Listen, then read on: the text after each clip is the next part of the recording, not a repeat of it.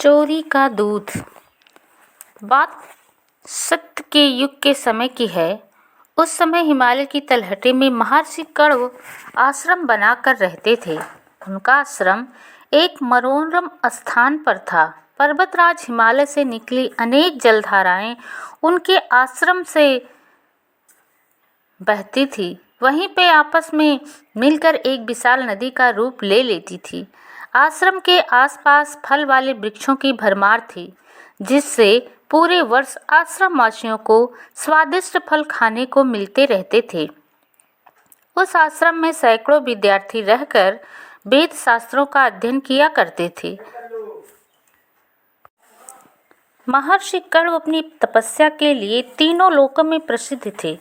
स्वयं देवराज इंद्र भी उनके आश्रम में सोमरस का पान कर चुके थे। सब कुछ ठीक ठाक ढंग से चल रहा था। वेद मंत्रों की ध्वनि से गुंजायमान वहाँ का वातावरण सभी के लिए सुखमय था। पर एक दिन एक ऐसा विघ्न उत्पन्न हो गया जिससे आश्रम में खलबली मच गई। हुआ यह कि रोज की तरह उस दिन भी गायें जंगल में चर कर आई और संध्या के समय उनका दूध दुहा गया। रोज दूध से जितने बर्तन भरते थे उस दिन नहीं भरे। यह देखकर सभी आश्चर्य में रह गए। आश्रमवासी सोचने लगे, आखिर यह कैसे हुआ। गाय दुधारू थी, जंगल में चरने के लिए खूब हरी हरी घास भी थी। वे भूखी नहीं रह सकती थी। उनकी देखभाल करने वाले ब्रह्मचारी भी संख्या में काफ़ी थे। हाथों में मजबूत डंडे लिए वे पूरी सावधानी से गाय चराते थे। जंगल हिंसक पशुओं से भरा था, किंतु किसी की क्या मजाल कि वह आश्रम की एक भी गाय पर हमला करने की हिम्मत जुटा सके।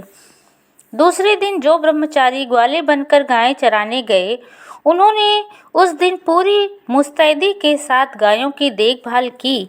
वे गायों को चराने के लिए ऐसी घाटी में ले गए जहां घास के साथ साथ अनेक की देखभाल की। वे गायों को चराने के लिए गुणकारी वनस्पतियों को चराते रहे और वे गायें चरकर पानी पीने के लिए एक ताल के पास गई। फिर वृक्षों की घनी छाया में बैठकर सुस्ताने लगी। ग्वाले भी निश्चिंत होकर एक ऊंचे टीले पर बैठ गए।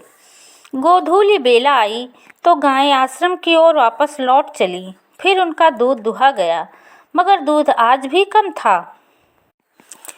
यह देखकर गायें चराने गए ब्रह्मचारी परेशान हो गए। गायों के साथ गाय एक ब्रह्मचारी धौमे ने अपने साथी सुवंत से पूछा, यह क्या हो रहा है? आज तो गौलों का मुखिया मैं ही था। गायों ने पेट भरकर घास चरी, फिर इन्होंने दूध कम क्यों दिया? ये बीमार भी नजर नहीं आती। पशु विशेषज्ञ आचार्य सोम ने आज प्रातः ही उनका परीक्षण किया था। यह क्या रहस्य हो सकता है?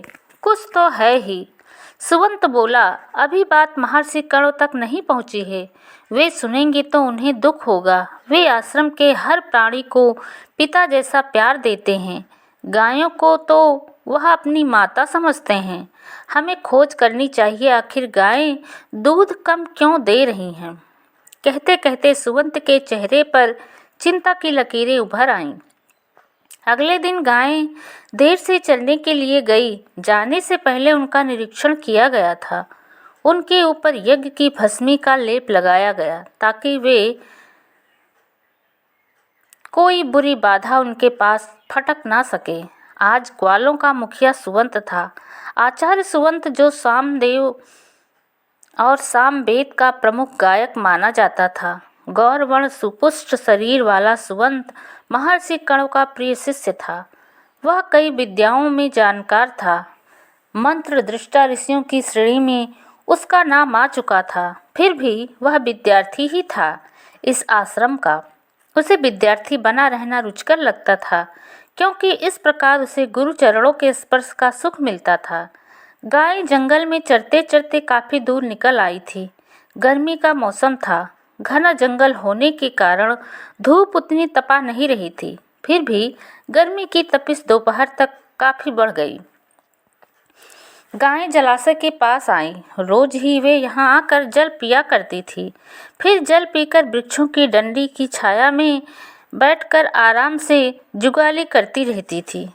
गायें बैठकर जुगाली करने लगी। सुवंत के साथी श्रीवत्स ने सुवंत और अपने दूसरे साथियों से कहा, चलो हम लोग भी किसी वृक्ष की छाया में बैठकर कुछ खा पी लें, गर्मी काफ़ी तेज है। नहीं, तुम लोग छाया में बैठकर आराम करो, मैं गायों के पास जाता हूँ, सुवंत बोला। मगर क्यों? गायें आराम से बैठी हैं, यहाँ से हमें दिखाई भी दे रही हैं। मुझे तो कोई खतरा नजर नहीं आता। क्या सोच रहे हो तुम? कुछ नहीं, बस यूं ही, कहते हुए सुवंत ने अपना डंडा उठाया और गायों की ओर चल दिया। जैसे ही वह गांव के समीप पहुंचा, एक विस्मयकारी दृश्य देखकर चौंक उठा। वह एक वृक्ष की आड़ में छिपकर उस विचित्र दृश्य को देखने लगा। उसने देखा जलाशय के आसपास उगी झाड़ियों में से बहुत से विषैले नाग बाहर निकले और गायों के थनों से अपना मुंह लगाकर दूध पीने लगे। उन्हें देखकर गायें इतनी भयभीत हो गई थी कि वह बिना हिले डुले चुपचाप बैठी रही। नाग उनका दूध पीते रहे। यह देखकर सुवंत की भौहें तन गईं, मगर फिर उसने अपने क्रोध पर काबू पा लिया। वह सोचने लगा, इन सर्पों से इस तरह निपटना ठीक नहीं। निश्चय ही ये नाग ना होकर कोई और ही हों। महर्षि कण्व भी इनके दंड की उचित व्यवस्था करेंगे। उसके बाद सुवंत ने अपने साथियों को बुलाकर उन्हें यह दृश्य दिखाया। गायों के रक्षकों की आवाज़ें सुनकर सर्प भी डर गए और तुरंत दूध पीना छोड़कर झाड़ियों में जा छिपे। उस दिन सांझ होने से पहले ही गायें आश्रम में लौट आई। सुवंत और उसके साथियों ने आंखों देखी घटना सभी को बताई। सुनकर सभी आश्चर्यचकित रह गए। इससे गायों के दूध में कमी आने के रहस्य का पता चल गया, किंतु यह बात किसी की समझ में नहीं आई कि सर्पों को दूध पीने का यह शौक चढ़ा क्यों। बिना गायों को कोई हानि पहुंचाए ये लोभी सर्प दूध पीते रहे। चाहते तो गायों को डस भी सकते थे। सांझ की हवन संध्या पूरी हुई। महर्षि कण्व अपने आसन पर बैठे वेद मंत्रों के तत्व की बातें बता रहे थे। कुछ देर बाद रात का अंधियारा घिर आया। महर्षि भी अपनी कुटिया में जाने के लिए उठ खड़े हुए। तभी सुवंत ने उठकर उनके चरण स्पर्श किए। महर्षि कर्ण ने पूछा, क्या बात है सुवंत, कुछ कहना चाहते हो? सुवंत बोला, हाँ गुरुदेव। फिर उसने गायों के दूध में कमी आने और सर्पों द्वारा गायों का दूध पीने की बात विस्तार से महर्षि को बता दी। सुनकर महर्षि मौन हो गए। फिर बोले, प्रातः काल मिलना। इतना कहकर वह अपनी कुटिया में चले गए। आज आश्रम में अजीब सी हलचल थी। गायें चरने के लिए नहीं गई थी। जंगल से चारा काटकर उनके लिए लाया गया था। आश्रम की यज्ञशाला के बाहर एक बड़ी सी यज्ञ वेदी बनाई जा रही थी।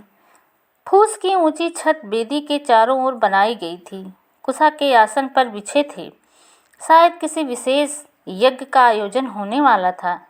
तभी सुवंत और धौम में वहां पहुंचे। उन्होंने आश्रम वासियों से कहा, दुष्ट नागों को दंड देने के लिए कल से एक विशेष यज्ञ होने वाला है। यह सुनकर जिज्ञासु शिष्य धीरे धीरे अपनी अपनी कुटिया में चले गए। धौम और सुवंत भी यज्ञ कार्य में व्यस्त हो गए। अगले दिन सूरज की पहली किरण के साथ ही यज्ञ वेदशाला वेद मंत्रों से गूंज उठी। महर्षि कण्व आश्चर्य से आसन पर विराजमान हो गए। दूसरे तपस्वी भी वहां आ पहुंचे और अपने अपने स्थान पर बैठ गए। नागों के आचरण से सभी दुखी थे। उन्हें दंड देने के लिए ही इस यज्ञ का आयोजन किया जा रहा था। अग्निदेव को प्रसन्न करना जरूरी था ताकि वे प्रसन्न होकर उन नागों को अपनी ज्वाला में भस्म कर सकें। मंत्रों का उच्चारण शुरू हुआ। एक के बाद एक आहुति प्रज्वलित होने लगी। 1 घंटा बीता, फिर 2 घंटे। यज्ञ कर्म में और भी तेजी आ गई। वहां उपस्थित जन समुदाय प्रतीक्षा कर रहा था उस दंड का जो नागों को मिलने वाला था। आखिर प्रतीक्षा की घड़ी समाप्त हुई।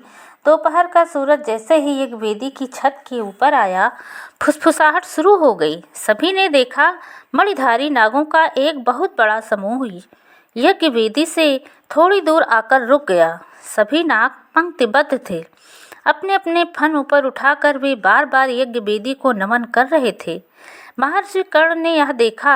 वह ऊंचे स्वर में बोले, अरे नागों, तुमने अपराध किया है। चोरी से आश्रम की गायों का दूध पिया है। तुम्हें दंड मिलेगा। अग्निदेव तुम्हें दंड देंगे। सिर्फ तुम नहीं, बल्कि तुम्हारी पूरी नाग जाति को इस यज्ञ कुंड में भस्म होना पड़ेगा।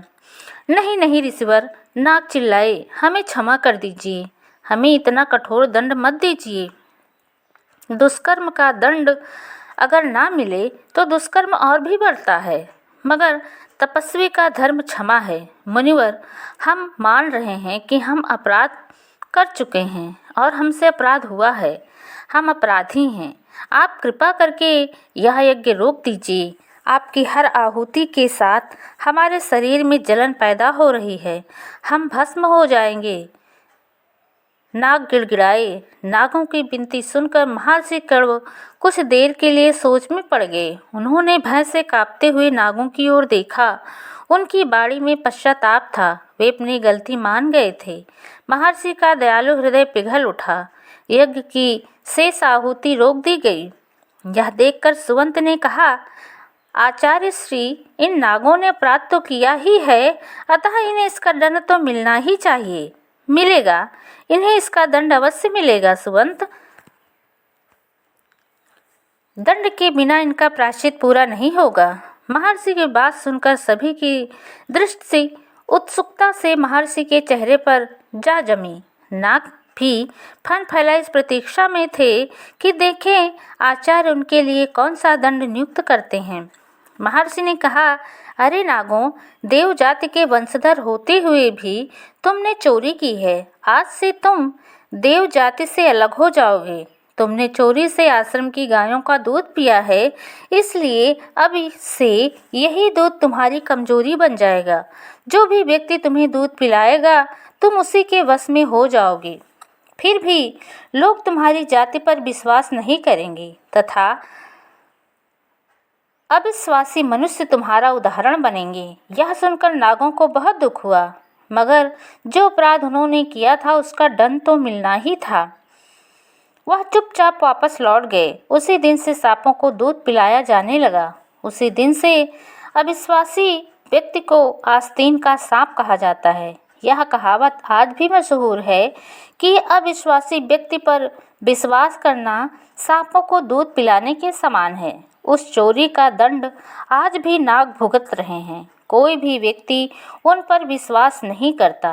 सभी लोग उनसे भयभीत रहते हैं और उनके सतर्क भी रहते हैं कि कहीं वे अवसर देखकर हमें डस ना लें।